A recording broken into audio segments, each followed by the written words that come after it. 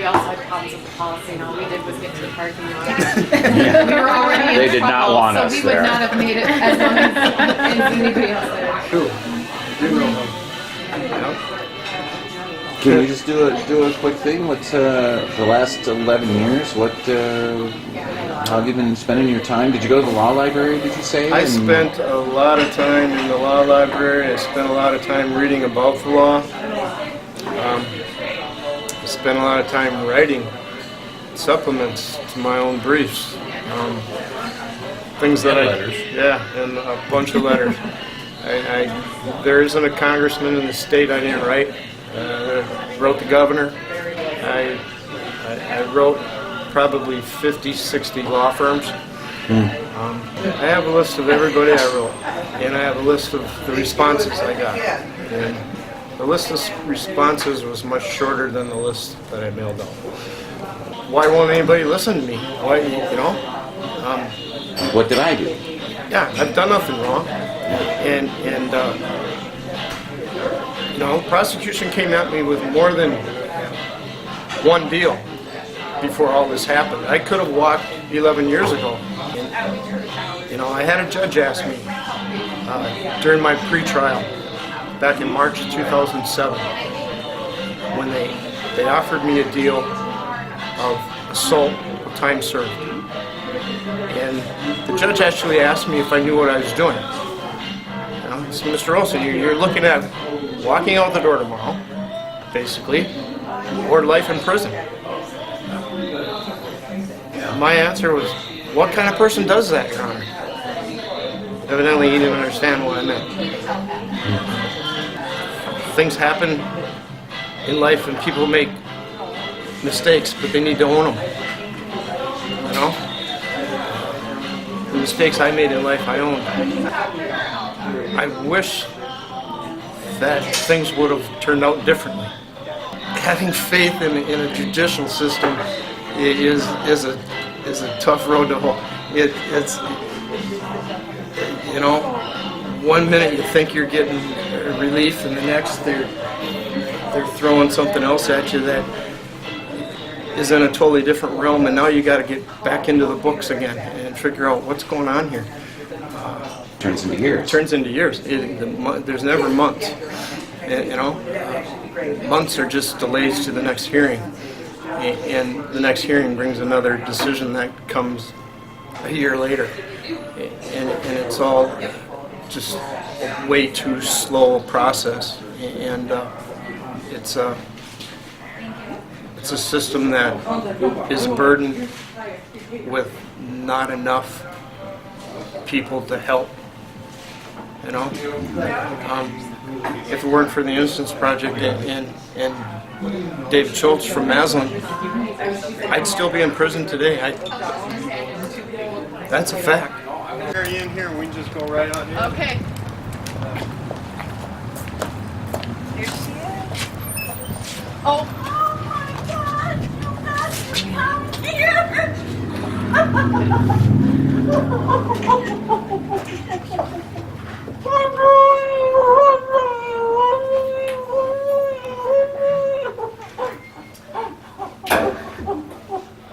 I don't want you ever to leave me again. Oh my God! Oh my God! Oh my God! You got a little wise to us, did you? Did you look wise? I sure did. I got some people here I want you to meet. Meet? Yeah. Oh, I want to meet everybody you know. These are the guys. That's Andy over there on the camera. That's the guy who... Yep. This is David Schultz from Maslin. Nice to meet you. to meet you. And over here we've got Julie Jonas from the Innocence Project. Oh, yes. Oh my, you never could dream me anything better than him. Oh, I want to. This is Heather Ring. She's from the Innocence Project too. Congratulations. Oh my gosh. I gotta give my sisters. Yeah, I think Julie just.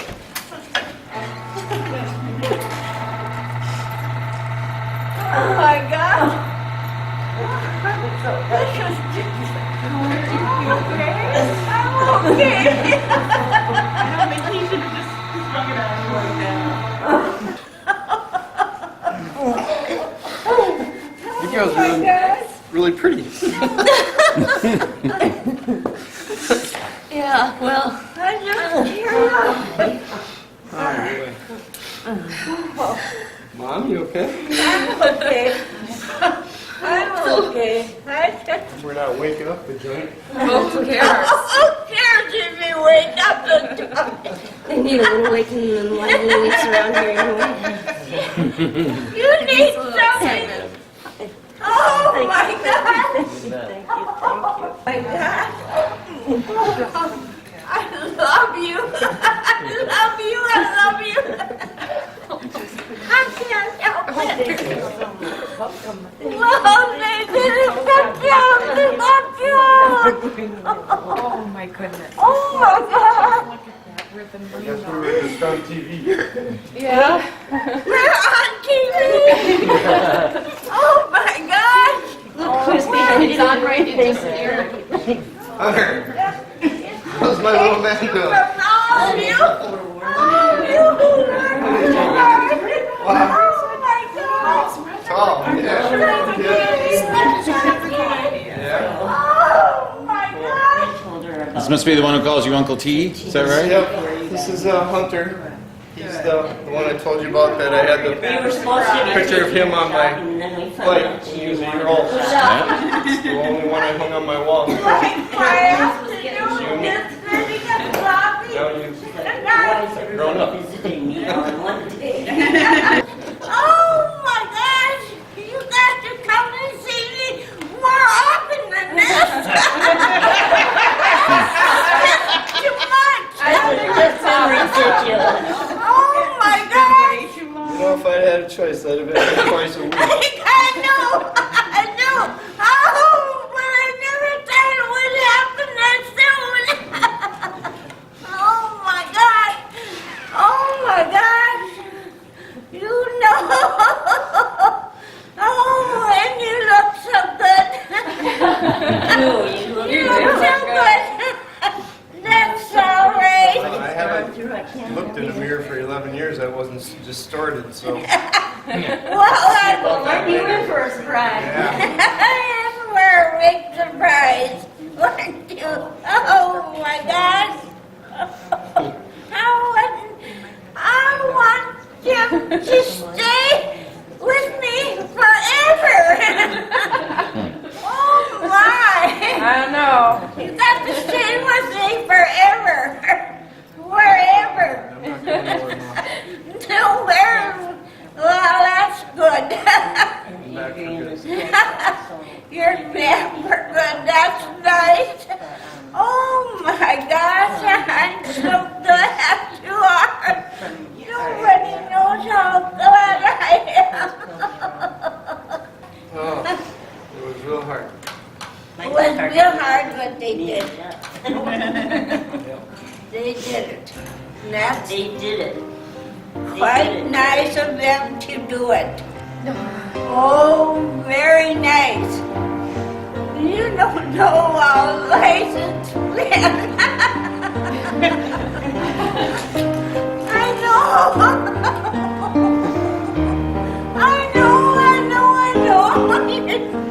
You're home to stay with me. I don't know.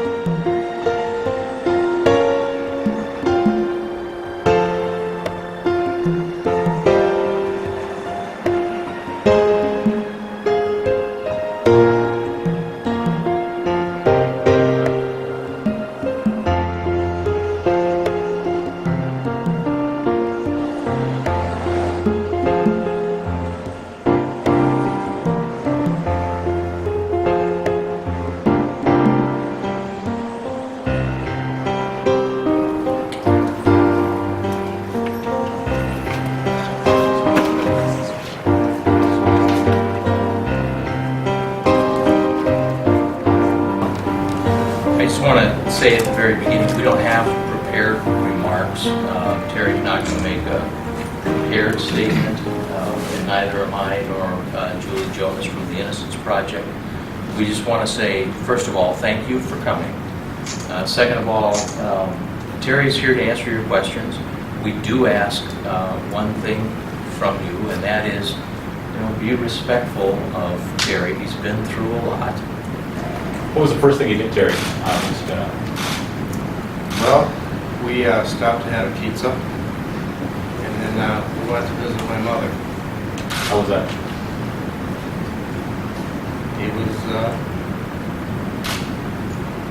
It's probably the most joyous event in my life. When was the last time you saw your mother?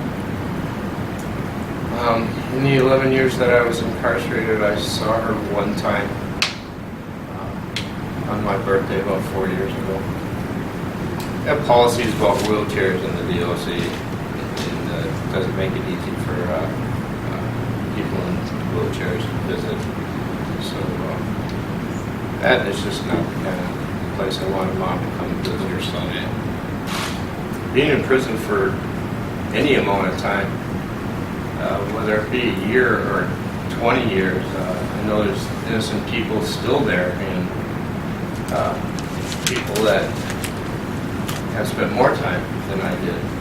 But any amount of time being locked up for a crime that you didn't commit is excruciatingly painful and lonely. Without family, and if the Innocence Project and Julie Jonas and David Schultz from Maslin LLP, once it came on board, I don't know whether or not it just, what would have happened. I also had a support system that I didn't know was going to be here today. Brad Janowski, who used to work for the IFI program in the Lino Lake Prison. It's a faith-based program. And he helped me put my faith back in God, and that helped me through immensely. Were you able to pack your bags in your cell, or can you kind of describe what it was like the last few hours there? Well, I packed that up the night before.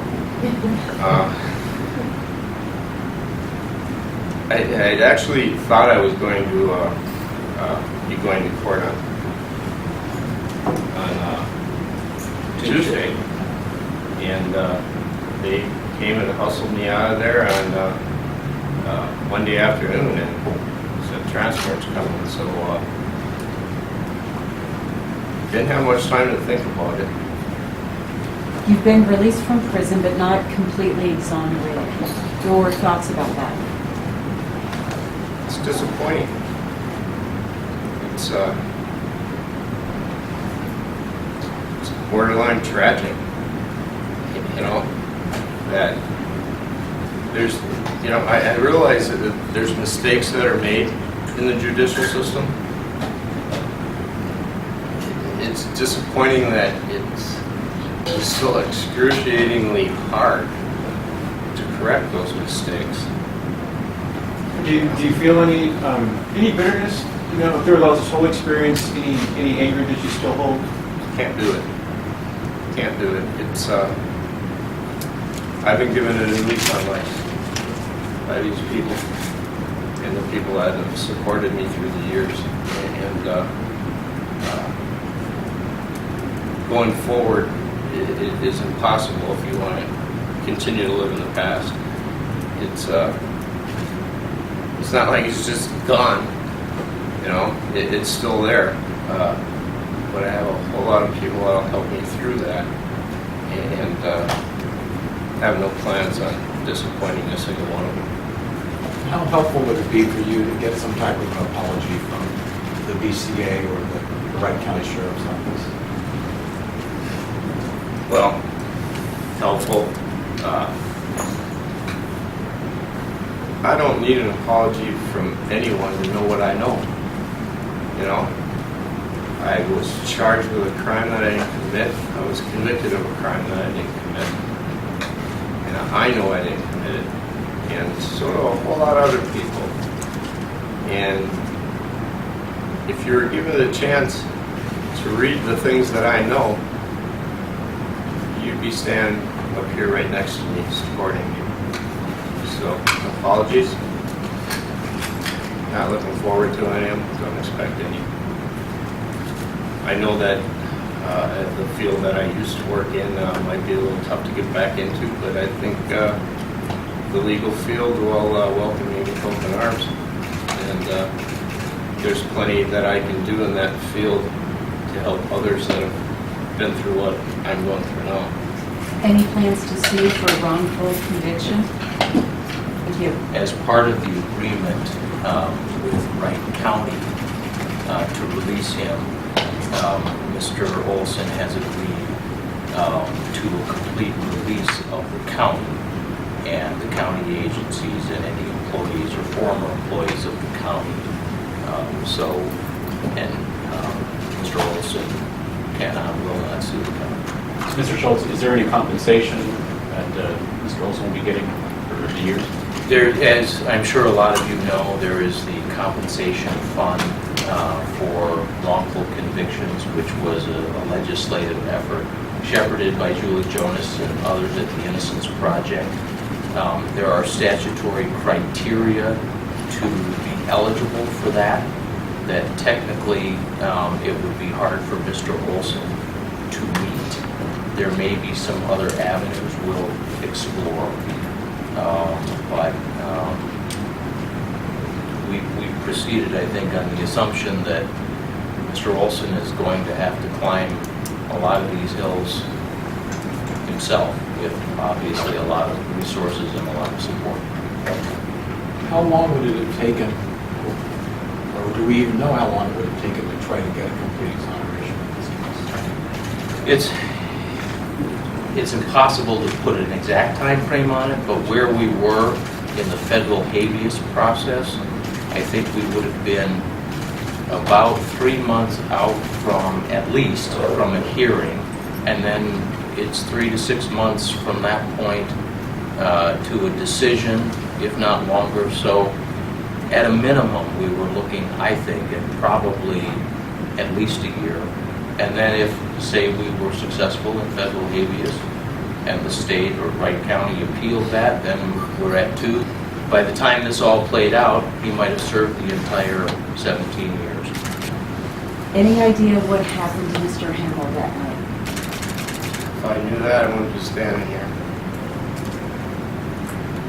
I understand, I heard on the radio an item where an investigator who'd actually been one of the original investigators in the case said they didn't even consider it a murder at the time, that it might be an accident.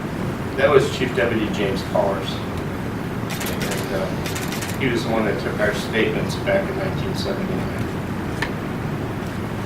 James took our statements back in 1979, and in those statements, we also took polygraph tests, which we passed. Actually, took 2 of them, passed them both. But out of all 70 of the people, I believe it was, that were interviewed back in 1979, those 3 statements from us 3 co-defendants, my 2 co-defendants and myself, turned up missing At the time of trial. at the time of trial. I think the other thing that's really important to know about Chief Deputy Powers as well, and one of the things that was very compelling to our organization, is he contacted us. Deputy Powers, now retired, contacted us after Terry was convicted and said that he believed no crime had actually occurred. The death occurred because, likely because a farmer was moving some sort of farm implement at night and accidentally hit Hamill and never knew he hit him. And shared with us that he knew that these polygraphs had been done. He had done them in 1979, that the guys had passed them, and he had no idea where they were now. It was very compelling to hear that from a law enforcement officer. You don't usually get that. Julie, was there a farmer then that said that he was moving farm equipment that night? No. That's just what Deputy Powers thought, because he had been one of the first officers on the scene, and there was no sign of a struggle. There was no sign of a beating to Hamill. There was no indicia, no skid marks from a car, no footprints in the dirt. So it just seemed as if, to him, Hamill had been hit once and knocked to the ground. And I talked to you on the phone, Julie, and I asked you this question. I said, when you first took on Mr. Olson's case, were your eyes open like, oh my gosh, this man is innocent? What were your thoughts when you first took on him? Yeah, very early on, like, I read about Terry's case in the paper before he actually wrote to us. And I read it, I think the article stuck with me because it talked about a cold case, so I thought it would be a DNA cold case. But there's no DNA in the article. And I read it again, and there was no DNA in the article, and I thought, how did they convict this guy, right? So I was interested in the case, and I knew that we would hear from him. And we did, so my mind was already pretty open to the case. And like I said, very shortly thereafter, we heard from Deputy Powers, we started reviewing the documents. We knew about Ron Michael's case, where Dale Todd had admitted he had lied in 2003 and that nothing had happened, and it very quickly became a compelling case for us. What does this say about the jailhouse informants? Because it seems like this is what it relied on, right, for conviction. The jailhouse informants were definitely involved in this case. There were a number of them, right? But on Terry's side, he also presented a number of witnesses from the jail who directly contradicted those jailhouse informants. And the jailhouse informants, they were all federal inmates. They were all getting a benefit for their testimony. The people who came forward from the jail on Terry's behalf, no benefit whatsoever, except for they were telling the truth. Where is Mr. Todd now? I think he's in the Twin Cities. He's also represented by counsel. When he came to us to admit to us that he lied, he was represented by counsel. And so we've had some meetings with him. We got an affidavit from him. But I'm not sure where he is today. At what point did he make that admission to you? Back in August 2013? 2013. Dale Todd has probably made close to a half a dozen admissions through the years. In fact, wrote a letter to my judge in my case, stating that he had lied just days after I was convicted. So back in 2007, he wrote a letter. Correct. And then he told the Innocence Project in 2013 to see Emily. That's right. Yeah, he also told investigators in my case and investigators in the Ron Michael's case the same thing, that we were innocent, Olson shouldn't be in jail. And where is Mr. Michaels? He's in the Twin Cities area. Twin Cities somewhere, and I have no contact with him. I didn't know Mr. Michaels before this, and I don't know him now. But the county attorney did notify the family so that if they had an objection to this, they could certainly voice it and be heard. And they also notified the Department of Corrections, who could similarly voice concerns. The family did not in any way, shape, or form object to Terry's immediate release. Honestly, I was shocked that we didn't win in the Minnesota Court of Appeals. You weren't there, Terry. Yeah, But those of us who were there, the Court of Appeals during oral argument said, this is a compelling case. But then went on to find that under their interpretation of the law, it was procedurally barred. We disagreed with that. I disagree with it now. I have a tremendous amount of respect for the judges of the Court of Appeals. I just think on that one, they got it wrong. What are you going to do when you leave here tonight, Terry? I've been taking some quiet time away from everyone, because you can imagine spending 11 years surrounded by people 24/7, and quiet time is needed with the family. So, Terry, is there anything that you're looking forward to doing? In a maybe recreational, something that you used to do that you're... yeah, I can't wait to go fishing and jump back on a Harley. I can't, and the one thing that I waited for 11 years that I already did was walk barefoot in the grass. Terry, just one question for me. I've lived in Minnesota for almost 6 years, and it changes all the time. Just buildings are gone, things just different. Was there anything when you got out of prison that you were just shocked about, and can you step to the mic when you answer, that you were just surprised to see had changed in the city or in your neighborhood or anything along that? Everything. I commented to my sister and her husband how their backyard grew up. You know, trees that were this tall when I left are now 60 feet high. You know, so yeah, everything. It's been a shock. Julie, how many people has the Innocence Project helped to free who were wrongly convicted in your eyes? So Terry's number 5 in Minnesota. Nationally, we know that there's over 1,800 people who have been exonerated nationwide. How many more open cases do you have? Well, we get about 300 requests for assistance a year, and at any given time, I usually have about 40 or 50 open cases that are in some form of screening, investigation, or litigation.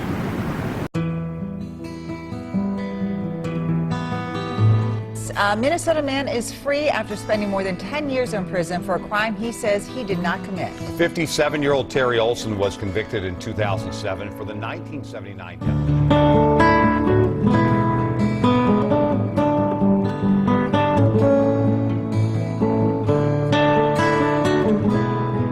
Aside from your involvement in being wrongfully accused, did you get attached to this case in any way in terms of like maybe who did it?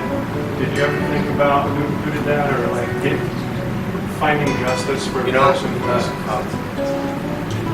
If I could do that for the Hamill family, I would. I would be chasing theories, just like they did to me. I don't know how to make that right for them. I wish the people that did this to me would reopen it and make it right for the Hamill family. Because what they told them, I'd like to be privy to that too, wasn't the truth. And they deserve the truth. We all deserve the truth. You can convict anybody. That's easy. You know, but getting a person out of prison, there's nothing easy about that. It's a miraculous feat.